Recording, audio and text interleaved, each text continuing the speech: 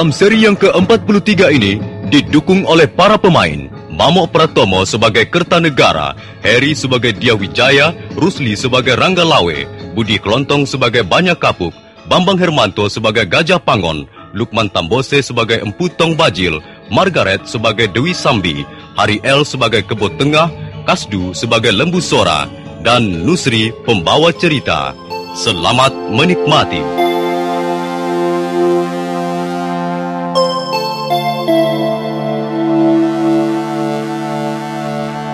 Pasukan Singasari yang dipimpin Rangga Lawe, Banyak Kapuk dan Gajah Pangon sudah sampai di desa Lawar.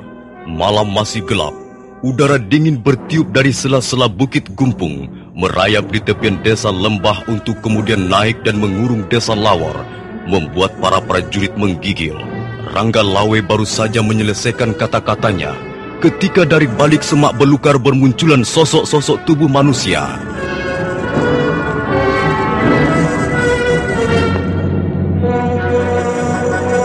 Awas Kakang Banyak Kapuk, Gajah Pangon, hati-hati, bahaya mengancam di sekeliling kita. Iya, rupanya kita telah terperangkap di desa ini. Apakah kita akan melawan mereka di Ronggolawe? Aku ingin melihat sampai di mana kekuatan pasukan gelang-gelang.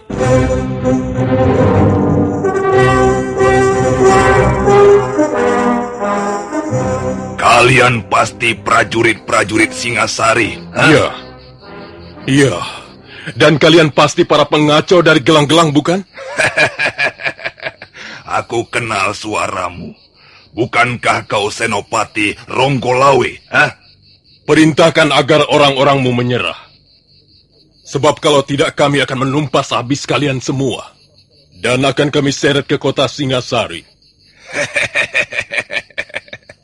Adikku Sambi, kau lihat sendiri betapa sombongnya orang-orang Singasari. Sikat saja, Kakang. Mumpung hari masih gelap. Besok desa ini akan geger karena mayat-mayat prajurit Singasari bertumpuk di sepanjang jalan. Rangga Lawe, lebih baik kau dan pasukanmu kembali ke Singasari. Bawalah pasukan yang lebih besar, yang lebih perkasa, supaya keadaan pertempuran lebih seru. Katakan pada Ratu Gustimu Kertanegara bahwa pasukan gelang-gelang akan membumi hanguskan istana Singasari. Jangan besar mulut kau. Kau kira kami gentar setelah dikepung rapat seperti ini? Ayo! Serbu! Terjang mereka!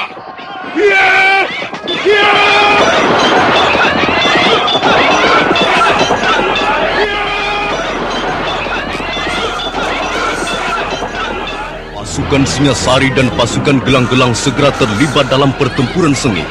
Rangga Lawe, Banyak Kapuk dan Gajah Pangun mengamuk. Banyak prajurit gelang-gelang terbunuh atau terluka parah. Tapi prajurit Singasari pun banyak yang roboh terkena sambaran tongkat Empu Tong Bajil. Sebagian menjerit kesakitan terkena pukulan Aji Tapak Wisa Dewi Sambi.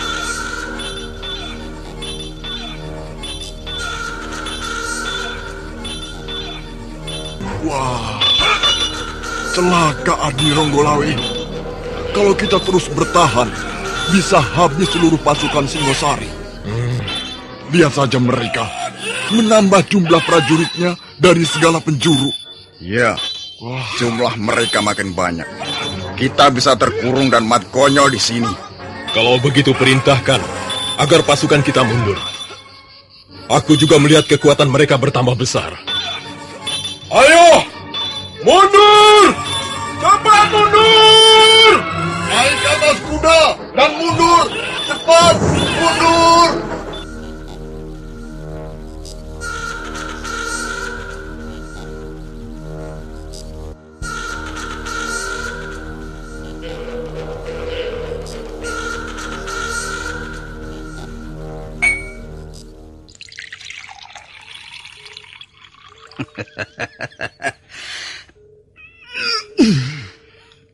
Ayo, tuang lagi.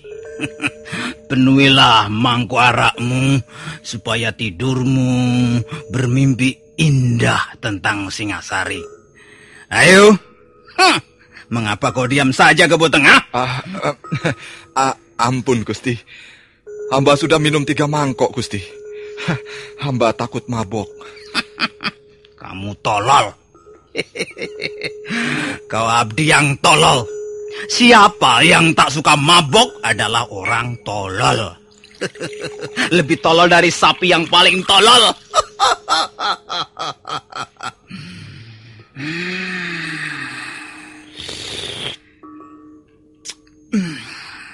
Malam terasa hangat. Setiap cairan ini mengalir melalui tenggorokanku. Rasanya pembuluh darahku menjadi hidup dan bernyala-nyala penuh gairah.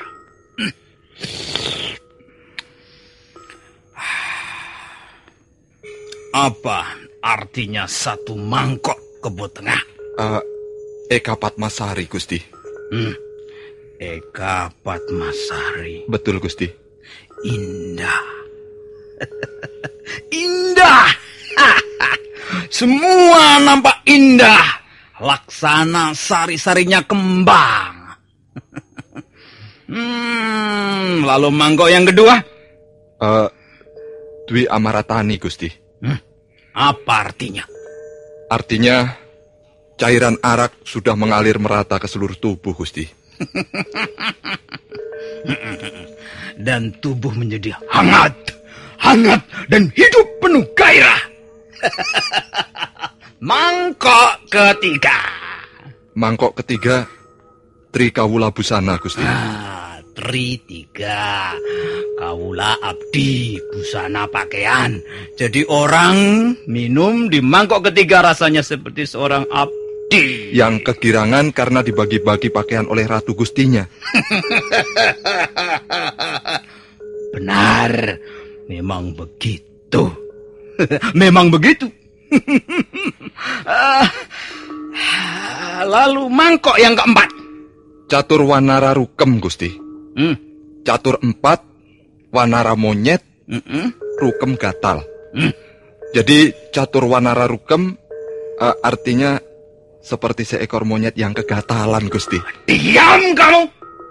Aku tidak mau mangkok yang keempat. Aku raja besar. Jangan kau samakan dengan monyet. Kamulah yang monyet. Monyet yang Cina, yang setia, yang baik, yang selalu di dekatku.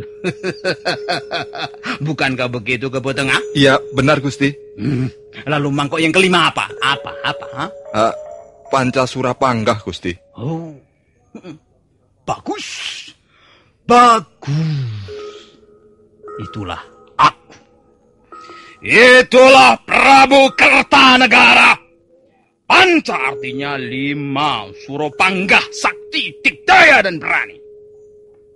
Panca Suropangga artinya aku yang paling sakti, yang paling berani dan tak pernah terkalahkan di medan laga. Akulah yang terbesar. Tak ada yang berani menandingi. Semua tunduk, semua menurut. Aku senang mangkok yang kelima ini. Mangkok yang kelima adalah mangkok seorang raja seperti Kertanegara.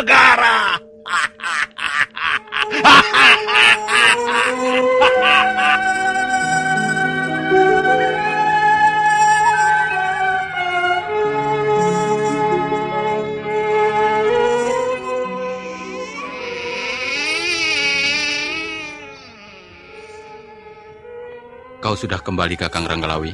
Sudah, Gusti. Dan bagaimana hasilnya? Cepat laporkan padaku. Ampun, Gusti Sanggrama Wijaya. Kami telah gagal mengusir pasukan gelang-gelang dari Mameling. Jadi memang benar gelang-gelang sudah menancapkan barisan prajurit di Mameling? Benar, Gusti. Mameling telah menjadi perkampungan tentara Jaya Katuang.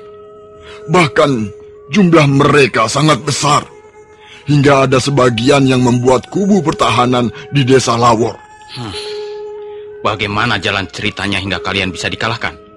Kami terjebak di desa Lawor, Gusti. Iya. Kami terkepung rapat dari segala penjuru. Kalau hamba tidak segera memerintahkan mundur, kami bisa dihancurkan, dan tidak akan ada yang bisa keluar dari Lawor dalam keadaan hidup. Masih ada berapa prajurit yang tersisa? Ada 150 prajurit yang langsung meninggal dalam medan peperangan itu. Sampai menjelang malam tadi korban meninggal bertambah 8 orang lagi, Gusti. Iya. Ya, sekarang Ayahanda Prabu tidak akan bisa mengelak lagi. Nah, begini saja. Kakang Ranggalawi, Kakang Banyak Kapuk, dan Gajah Pangon, ikut aku menghadap Sang Prabu.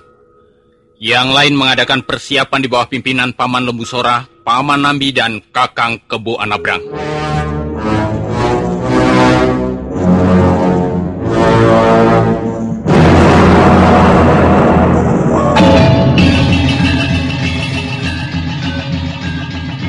Hei, ada apa ini? Ada apa? Mengapa kalian beramai-ramai menghadap tanpa aku panggil? Apakah tidak ada lagi hari esok hingga kalian mengganggu kesenangan raja kalian? Ampun, Ayahanda Prabu. Mohon ampun kalau kami menghadap tanpa dipanggil lebih dulu. Ada berita penting yang hendak kami sampaikan ke hadapan Ayahanda Prabu. Berita penting apa? Ayo, lekas katakan. Asal jangan mengenai kabar burung bahwa Jaya Katwang mau berontak. Ampun, Ayahanda Prabu. Hal itu sekarang bukan lagi kabar burung, Ayahanda Prabu. Benar, Baginda. Prabu Jaya Katwang memang sesungguhnya telah berani memberontak, mengangkat senjata terhadap pemerintah Singasari. Hei, Sanggrama Wijaya. Kau Banyak Kapuk dan kau Gajah Pangon. Jadi benar, kalian datang kemari untuk melaporkan perihal gelang-gelang? Benar, Ayahanda Prabu. Harap Ayahanda Prabu ketahui bahwa pasukan gelang-gelang sekarang sudah memasang tenda di desa Mameling. Itu bukan bukti yang kuat bahwa gelang-gelang hendak mencaplok Singasari. Kalau Ayahanda Prabu ingin bukti yang kuat, maka kami dapat menunjukkan. Mana? Mana? Cepat tunjukkan! Ampun, Ayahanda Prabu. Tempatnya bukan di sini, melainkan di alun-alun. Apa maksudmu? Ampun, Ayahanda Prabu. Sebenarnya telah terjadi peperangan antara pasukan Singasari yang sedang mengadakan perjalanan keliling melawan pasukan gelang-gelang. Telah terjadi peperangan bagaimana? Kok aku tidak tahu? Kami pun baru malam ini mendapat laporan. Bentrokan berdarah itu telah menyebabkan sekitar 200 prajurit Singasari terbunuh. Hei, Sanggrama Wijaya.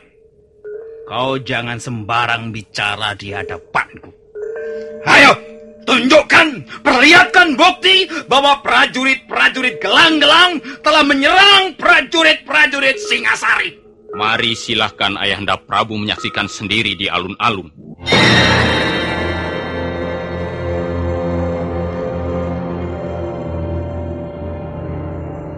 Prabu Kertanegara segera bergegas menuju alun-alun Singasari.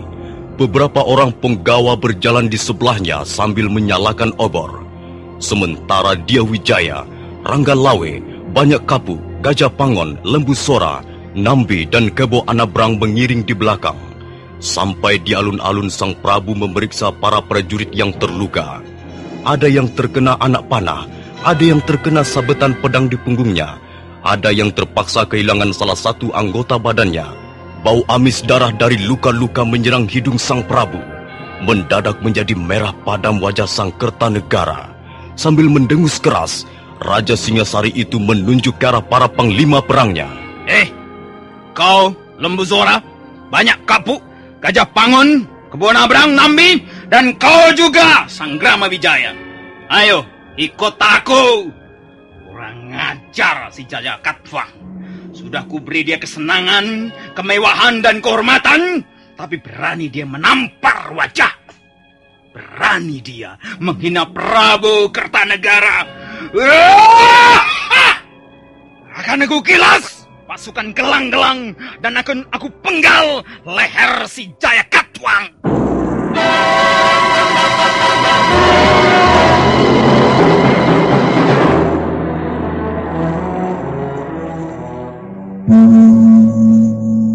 Dengar!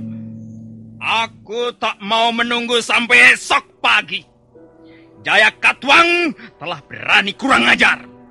Maka dia harus segera dibinasakan berikut wadya balanya. Kumpulkan seluruh bala tentara Singasari yang ada, semua harus mencapai jumlah 2.000 orang. Setelah itu, kutugaskan Sanggrama Wijaya, Ranggalawe, Banyak Kabuk, Kebu Anabrang, dan Gajah Pangon memimpin bala tentara menyerbu Mameling. Ampun, Ayahanda Prabu. Apakah jumlah itu tidak berlebihan? Desa Mameling harus dijadikan Karangabang. Aku tak mau melihat satupun di antara mereka yang mendukung Jaya Katwang selamat. Semua harus dibinasakan. Ampun Gusti Prabu. Menurut pendapat hamba, jumlah itu memang terlalu besar. Separuh lebih dari jumlah prajurit Singasari yang ada. Hamba khawatir istana menjadi lemah karena hampir tidak ada prajurit yang mengamankannya. Justru pengamanan istana aku serahkan padamu, Paman Lemuzora. Kau dan Paman Nambi harus memimpin pasukan yang tinggal untuk menangkis serangan mereka. Kalau memang mereka bisa merembas masuk ke dalam kota. Sudah. Aku tak mau mendengar pendapat siapapun dan semua harus menjalankan perintahku. Cepat dan kerjakan.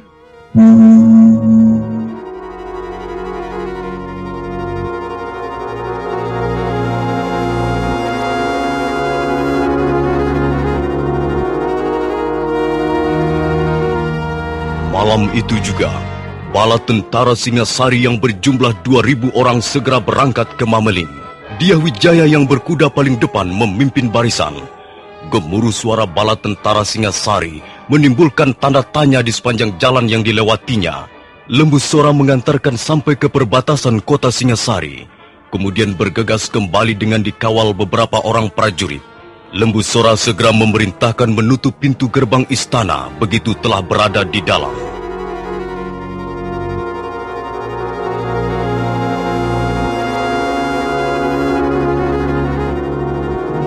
Kebo Tengah! Ya Gusti Prabu. Kebo Tengah siap menjalankan perintah, Gusti. Apakah bala tentara Singasari sudah berangkat? Sudah, Gusti. Mereka sudah berangkat.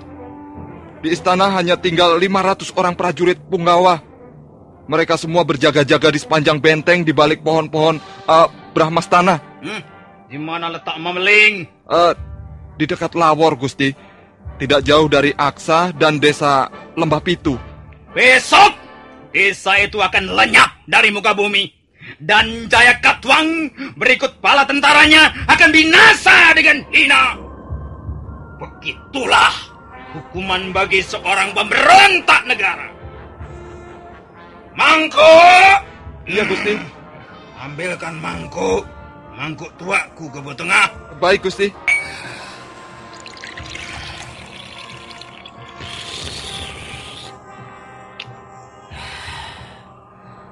Kurang ajar.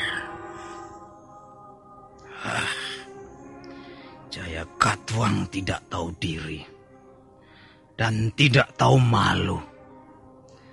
Tapi dia tak pandai mengukur kekuatannya. Karena itu dia akan hancur lebur bersama dosa-dosanya.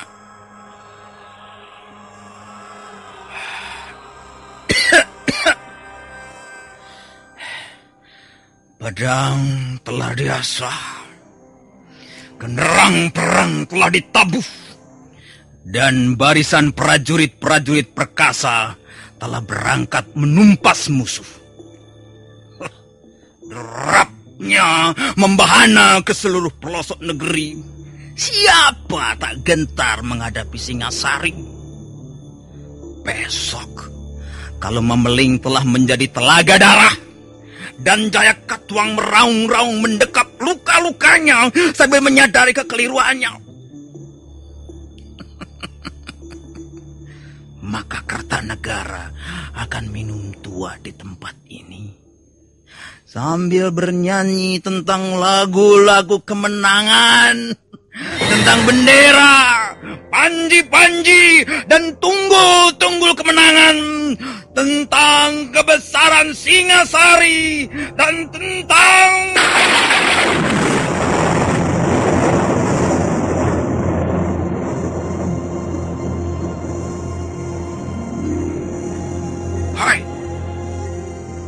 ajar. Siapa yang membunyikan halilintar itu, Kebo Tengah? Ampun, Gusti. Barangkali Gusti Prabu terlalu banyak minum. Siapa yang membunyikan halilintar itu hingga aku terkejut? Dan mangkok arak kesayanganku pecah, Kebo Tengah. Ampun, Gusti. Hamba khawatir sekali bahwa hal ini merupakan firasat buruk, Gusti. Tak ada mendung, tak ada angin. Mendadak halilintar menyambar istana Singasari dengan dahsyatnya. Kamu belum menjawab pertanyaanku, Kebo Tengah. Siapa yang membunyikan halilintar itu? Ampun, Gusti. Para dewalah yang membunyikan halilintar itu, Gusti. Para dewa yang bersemayam di atas langit. Para dewa yang menguasai seluruh alam semesta ini, Gusti. Kurang ajar. Para dewa tak punya aturan.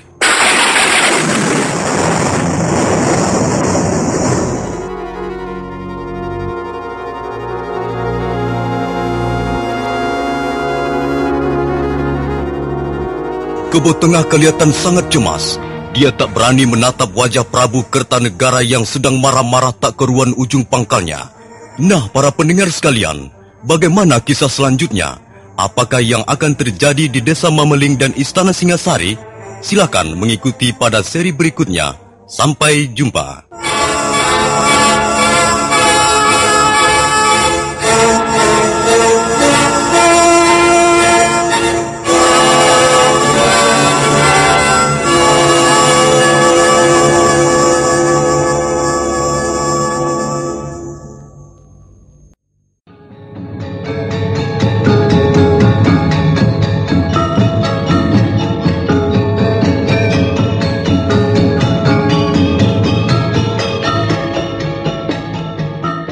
Dalam seri yang ke-44 ini didukung oleh para pemain. Heri sebagai Dyah Wijaya, Rusli sebagai Rangga Lawe, Budi Kelontong sebagai Banyak Kapu, Bamo Pratomo sebagai Kertanegara, Heri L sebagai Kebo Tengah, Wayu sebagai Jana Windy, Lukman Tambose sebagai Empu Tong Bajil, Margaret sebagai Dewi Sambi, dan Nusri pembawa cerita. Selamat menikmati.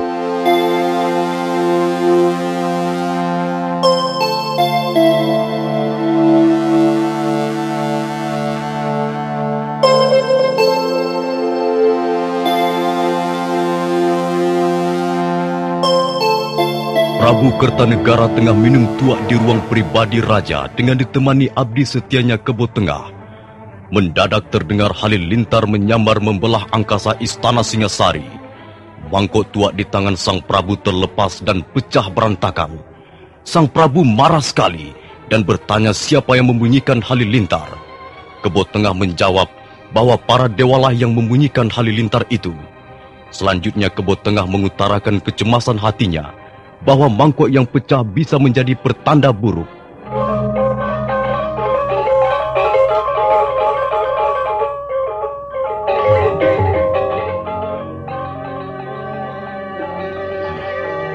Apa, Kebo Tengah? Pertanda buruk? Benar, Gusti. Payung terbelah, mangkok pecah, atau lantai yang amblong. Itu bisa merupakan pertanda buruk, Gusti. Bohong. Dusta! Aku tidak percaya. Ampun, Gusti. Walaupun Gusti tidak percaya, hamba mohon agar Gusti berhati-hati. Tidak mungkin. Tidak mungkin Jaya Katuang bisa mengalahkan aku. Tidak mungkin tentara gelang-gelang mampu menjamah alun-alun Singasari. Gusti Prabu tidak perlu khawatir. Para punggawa istana selalu siap siaga mengamankan benteng, Gusti. Tapi seandainya mereka berhasil membobol benteng dan menyerbu kemari, apa yang bisa kulakukan, Kebo Tengah? Gusti Prabu tidak usah cemas. Ya. Sebelum mereka menyerbu ke dalam istana, tentulah Panglima Lembu Sora dan Nambi sudah lebih dulu menghadang mereka, Gusti. Iya. Hatiku agak tenang. Iya. Lembu Sora dan Nambi pasti mampu menanggulangi musuh yang akan menyerbu kemari. Tapi sebenarnya aku telah melakukan kekeliruan besar. Iya. Seharusnya aku tidak mengirim prajurit terlalu banyak ke Mameling. Iya. Oh, Kebo Tengah! Iya, Gusti. Ada apa, Gusti Prabu? Entahlah. Mendadak hatiku diguncang ketakutan, Kebo Tengah. Seolah aku melihat langit di atas runtuh menimpa istana ini. Aku melihat darah mengalir di depan tahta Singasari. Aku melihat warna merah menghiasi lantai, dinding, dan menenggelamkan warna lain di istana ini, Kebo Tengah. Mungkin Gusti terlalu banyak minum. Bukan, Kebo Tengah. Ini bukan persoalan mabok. Aku tidak mabok. Ya, mungkin benar apa yang kau katakan sebagai pertanda buruk itu. Ya, istana ini barangkali sudah cukup tua. Semenjak Sri Rajasa mendirikan 70 tahun yang lalu. Ya, sudah banyak peristiwa terjadi di istana ini. Kebo Tengah! Iya, Gusti. Kau adalah abdiku yang paling setia. Kau juga seorang prajurit yang perkasa. Sekarang, aku bertanya padamu, apa yang akan kau lakukan seandainya ada bahaya mengancam diriku? Oh, Gusti Prabu. Gusti Prabu Kertanegara adalah junjungan hamba. Selama ini hamba ikut menikmati Gusti Amuktiwibawa di Istana Singasari ini. Karena itu, tidaklah pantas hamba mengkhianati kesetiaan hamba terhadap Gusti. Hamba akan menjaga keselamatan Gusti dengan taruhan nyawa hamba. Hamba tidak akan membiarkan seorang pun menyentuh Gusti dengan maksud-maksud yang tidak baik. Hamba akan membela Gusti sampai titik darah terakhir, Gusti. Terima kasih, Kebo Tengah. Terima kasih. Hatimu lebih mulia. Ya, pikiranmu lebih terang dibandingkan Jaya Katuang.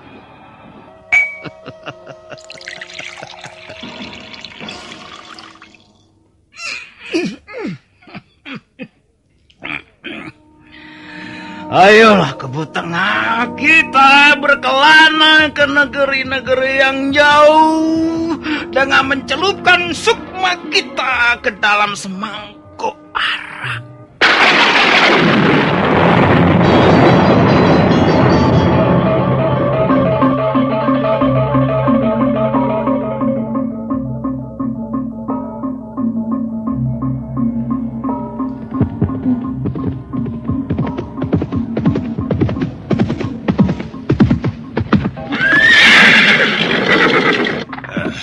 Sambi, kau tidak melihat Kakang Janawidi?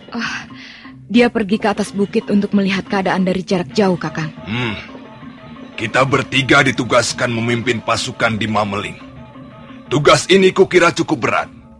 Kertanegara pasti marah sekali prajuritnya banyak yang terbunuh. Kita harus menggunakan siasat, Kakang. Pertempuran secara satria jelas tidak menguntungkan kita. Itu Kakang Janawidi.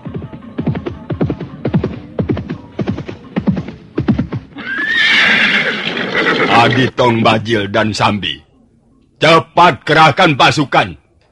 Bela tentara Singasari sudah mulai memasuki desa Lawor. Kakang Janawidi mempunyai rencana tertentu? Ya, kerahkan pasukan naik ke atas puncak Bukit Gumpung. Semuanya. Tapi jangan sampai menimbulkan suara yang mencurigakan. Biarkan mereka meninggalkan perbatasan Lawor lebih dulu. Kita akan bertindak begitu mereka melewati pinggang bukit. Ayo cepat!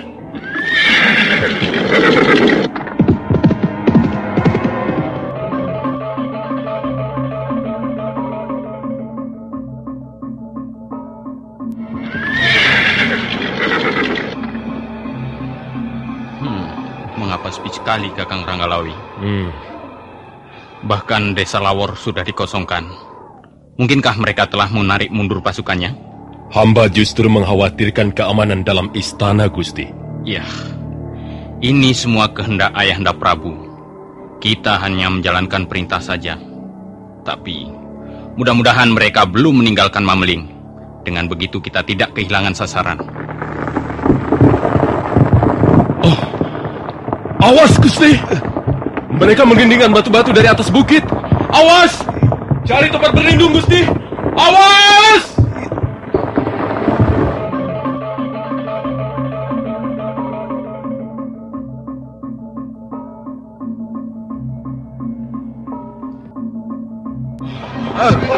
Awas!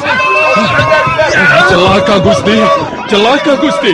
Kalau kita biarkan banyak prajurit kita, ya, banyak prajurit kita yang akan tewas, Gusti. Ya, mereka terus mengelilingkan batu-batu, melemparkan tombak-tombak yang panjang.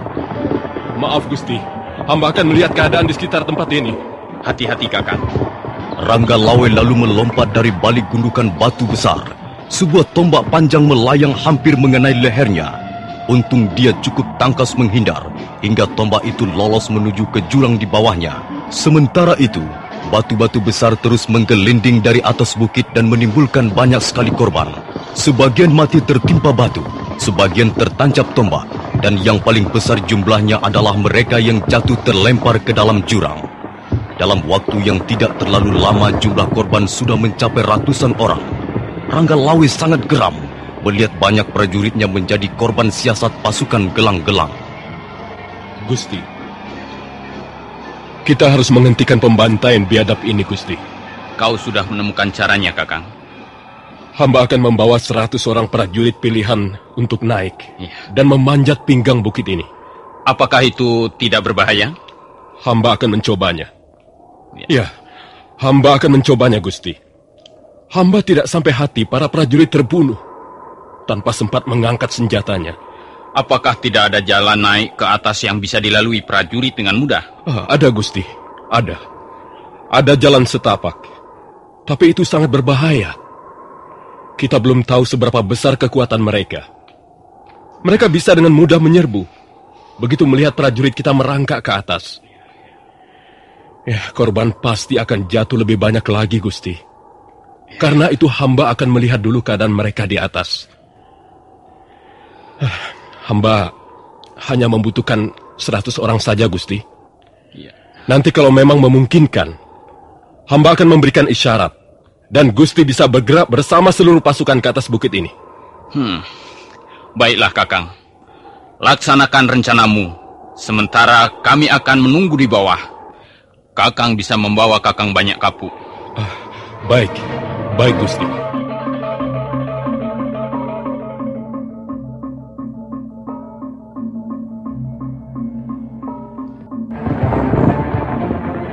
Ranggalawe dan banyak kapuk dengan diikuti 100 orang prajurit mulai merayap tebing. Batu-batu besar masih terus menggelinding dan meminta korban. Kadangkala 10 orang sekaligus tewas tertimpa batu atau terlempar masuk ke jurang yang dalam. Setelah sesaat lamanya merayap tebing, Ranggalawe dan banyak kapuk tiba di balik sebuah gundukan batu besar. Dari tempat itu, mereka bisa melihat dengan jelas prajurit gelang-gelang yang masih terus memberondongkan tombak atau mendorong batu-batu besar. Lihat, Kakang banyak kapuk. Ternyata jumlah mereka tidak begitu banyak. Ya, Adi Ranggalawe. Paling banter 500 orang. Kita harus segera menghentikan pembantaian ini. Kasihan prajurit-prajurit kita yang di bawah. Sudah cukup banyak jatuh korban. Ayo, Kakang. Kita serbu mereka. Mari, Adi Ranggalawe. Adi menyerang dari sebelah sini, dan aku akan membokong mereka dari arah sana. Baik, baik, Kakang.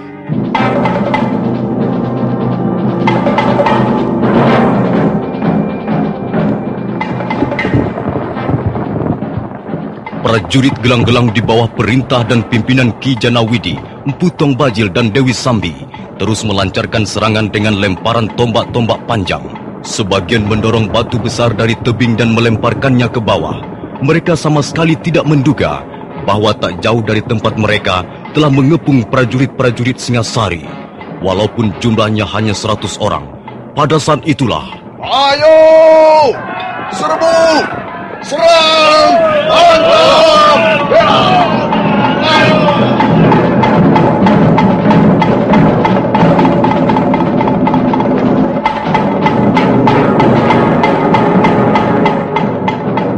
Maka pecahlah pertempuran sengit di atas puncak Bukit Gumpung.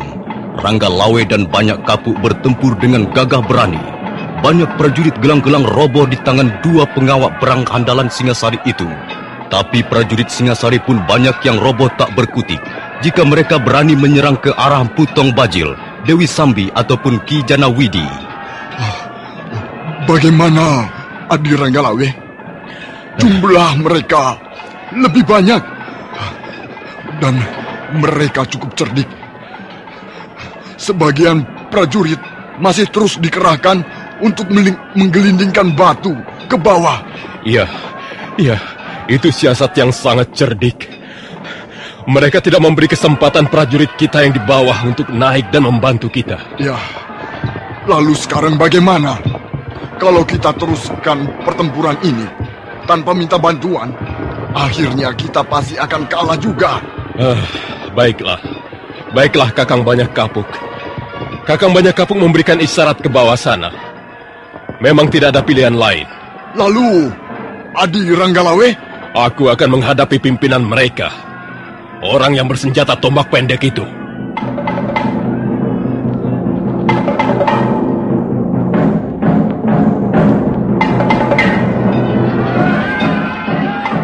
Hentikan! Jangan hanya berani menghadapi prajurit-prajurit kemarin sore. Kau hadapilah aku sekarang. Babo. Kau Senopati Singasari. Mana dia Wijaya, Ratu Gustimu? Suruh maju ke depan. Kau tidak patut berhadapan dengan Gusti Sanggrama Wijaya. Akulah Ranggalawe, lawan tandingmu sekarang. Ranggalawe? Iya. Kau masih terlalu muda untuk binasa di tanganku.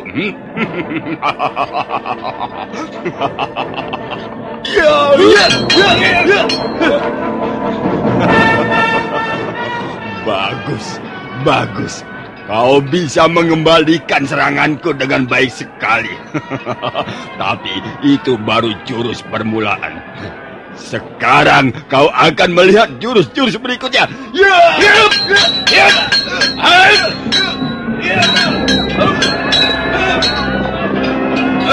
Kakang Tumaji! Kakang! Ada apa, Sambi? Jangan ganggu aku. Lihat, sudah berapa orang ku buat roboh bermandikan darah dengan ujung tongkatku ini. Mereka seperti cacing-cacing. Prajurit Singasari, prajurit cacing. Mereka akan kuinjak-injak dan kujadikan dendeng. Dengar dulu, Kakang. Kakang Janawidi sedang terlibat pertempuran dengan Panglima Perang Singasari itu. Dengan Ranggalawe, Kakang. Biar saja mereka bertempur. Ranggalawe akan mampus jika berani melayani permainan tombak Kakang Janawidi. Tapi keadaan justru sebaliknya, Kakang. Sebaliknya bagaimana maksudmu? Kakang Janawidi nampaknya keteter. Dia terus terdesak dan serangan Ranggalawe menjadi semakin gencar dan berbahaya, Kakang. Ayo kita bantu dia, Kakang. Kalau tidak, Ranggalawe pasti akan membunuhnya. Tidak. Kita tidak usah membantunya. Biar saja Ranggalawe membunuhnya. Atau biar saja dua-duanya mampus. Kita malah lebih beruntung, Sambi. Beruntung? Ya. Baik Kakang Janawidi maupun Ranggalawe. Tidak ada manfaatnya untuk kita. Biar saja mereka bertempur sampai dua-duanya mampus. Sudahlah, ayo kita menghadapi prajurit-prajurit cacing ini saja. Lebih menyenangkan dan bisa untuk hiburan.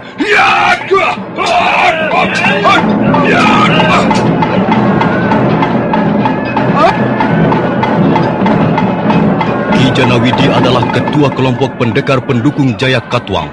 Karena itu dia berdiri di bawah kibaran bendera pemberontakan gelang-gelang. Karena dia ditunjuk menjadi ketua, maka tentulah kemampuan kanuragan yang dimilikinya cukup memadai.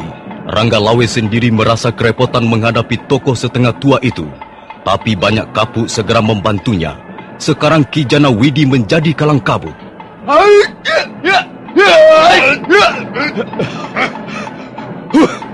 Prajurit Singasari nyatanya cuma berani main keroyok.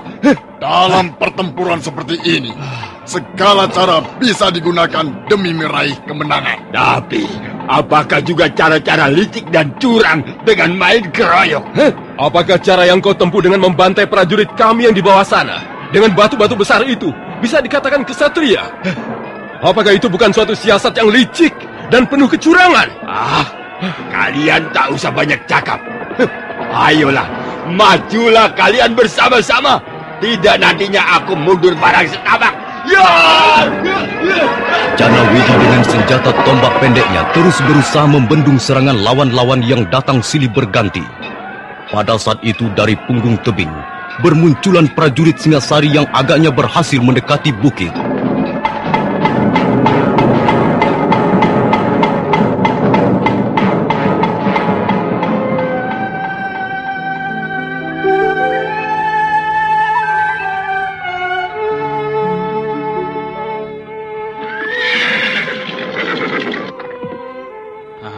Ternyata kita telah terjebak, Kakang Ranggalawe.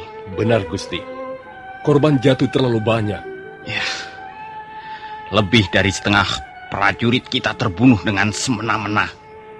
Walaupun akhirnya mereka semua bisa kita tumpas. Tapi dalam pertempuran ini kita lebih banyak meminta korban. Di mana Kakang Banyak Kapuk? Kakang Banyak Kapuk dan Gajah Pangon mengejar 3 orang pemimpin mereka, Gusti. Ya. Nah, itu mereka. Mereka datang, Gusti.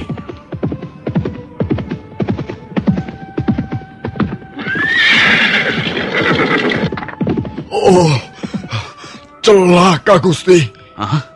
Ada apa, Kakang Banyak Kapuk? Kau tidak berhasil menangkap 3 orang pemimpin tentara gelang-gelang itu? Mereka telah kabur jauh, Gusti. Sudahlah. Tak perlu kita mengejar mereka lagi. Tapi, Gusti, tentara gelang-gelang sudah tidak ada di sekitar tempat ini. Di Memeling juga tidak ada, Kakang. Tidak, Adi Ranggalawe. Memeling kosong. Tak seorang prajurit gelang-gelang tinggal. Apa yang Gusti Sang Ramawijaya khawatirkan terjadi? Jayakatwang hanya memancing kita. Rupanya dia dan pasukannya mengambil jalan memutar. Celaka, Gusti. Sekarang ini pasti mereka telah tiba di kota Singasari. Kalau begitu kumpulkan sisa-sisa pasukan yang ada, Kakang. Ya, Gusti. Yang terluka berat tidak usah ikut serta. Sekarang juga kita harus segera kembali ke Singasari. Baik, Gusti.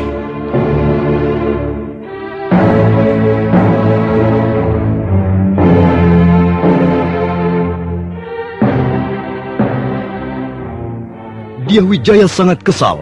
Dia juga gugup menghadapi kenyataan pahit itu. Sementara pasukannya hanya tinggal 800 orang yang bisa dibawa ke Singasari karena yang lain terluka berat. Nah, para pendengar sekalian, bagaimana kisah selanjutnya? Apakah yang akan terjadi dengan Dyah Wijaya dan pasukannya? Dan apakah yang akan terjadi dengan Istana Singasari? Silakan mengikuti seri berikutnya. Sampai jumpa.